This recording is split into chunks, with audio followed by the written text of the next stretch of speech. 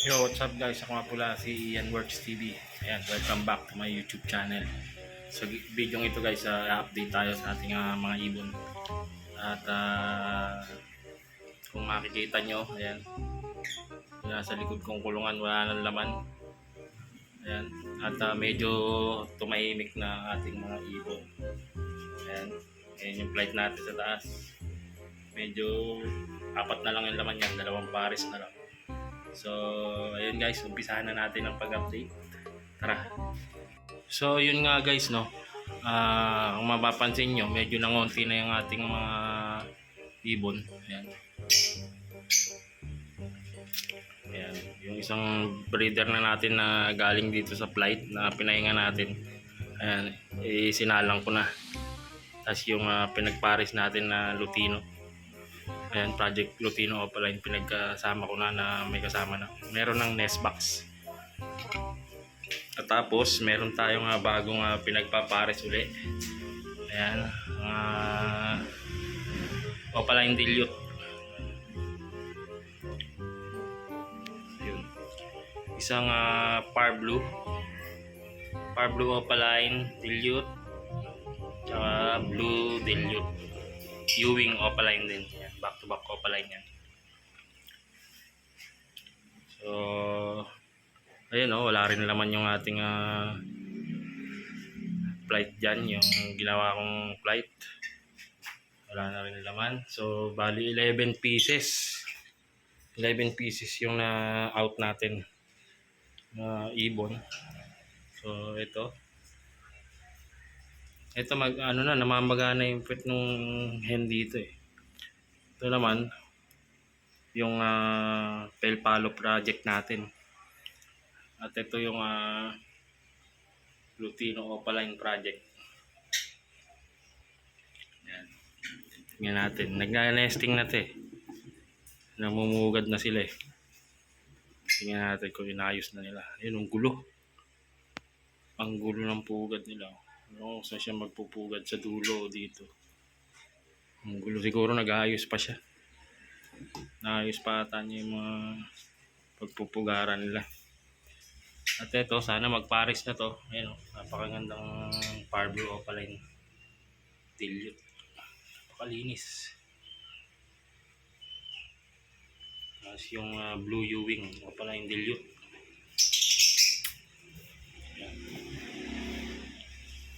At ito nga, meron tayong good news dito. Ito yung may itlog na 4. Ayan. May itlog siyang 4 nung nakaraan. Tignan natin kung ilan na pisa. Dahil bihira ako sila silipin.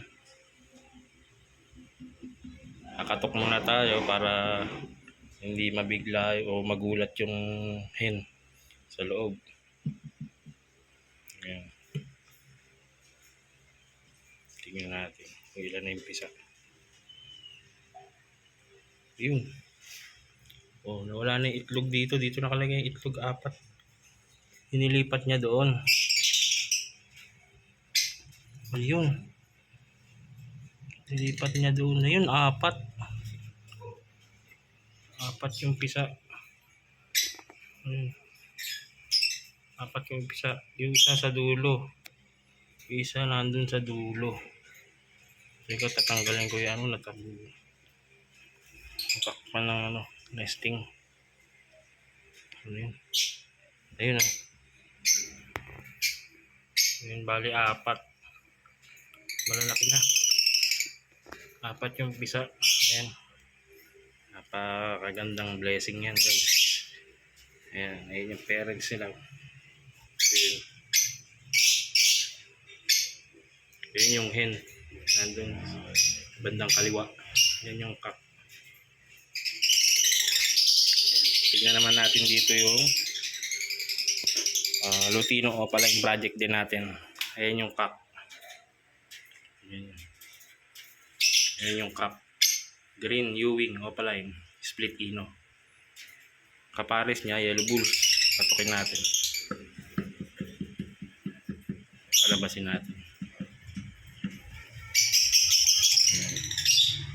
Bago natin buksan yung nest box nila, dapat kinakatok natin. Ayun yung hen. Yan. Yan, yellow bulls, opaline, split ino. Yan, ang kapares niya dyan, green new wing opaline, split ino. Yan. Yan, silipin natin ang kanilang mga anak. Tingnan natin kung may nag-visual.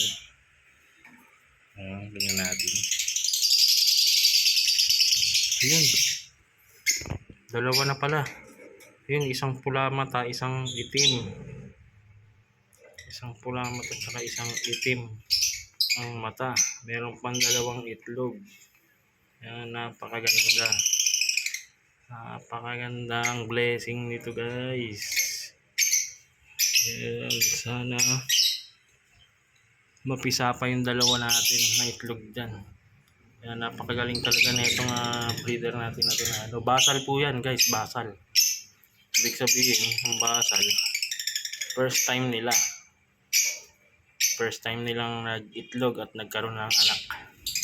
Ayan, so sarado na natin, baka magtampo yung ating breeder.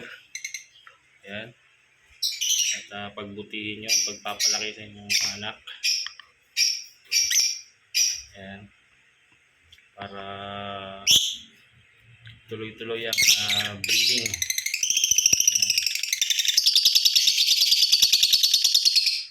Ayan. So yun, ayan, nakita nyo na yung mga blessing na dumating sa atin. Ito, may 4 na inakay ang ating back to back opaline dito.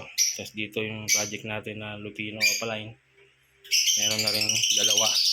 So meron pa tayong inaantay na 2 itlog dito na mapipisa. Fertile din yun, guys. Lahat kasi ng itlog nyan fertile. So ayan. At itong parisan natin na to, sana magparis na to. Pero nagtatabi na sila eh. Minsan nakikita ko nagkukutukan. Kasi ito, sana mag-breed na din ng ating back to back Lutino.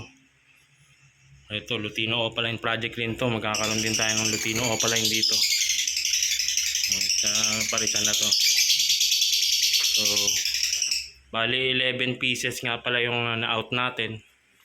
Dahil nagbawas nga tayo para ang ikikip natin yung mga magiging anak nito mga to. Dahil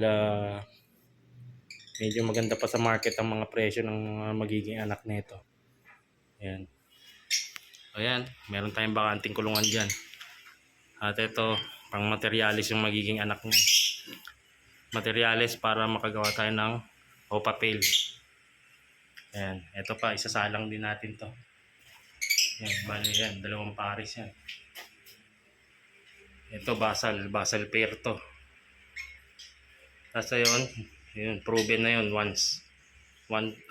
Isang beses nag-anak na yan, kaso namatay. Isa lang napisa, kaso namatay.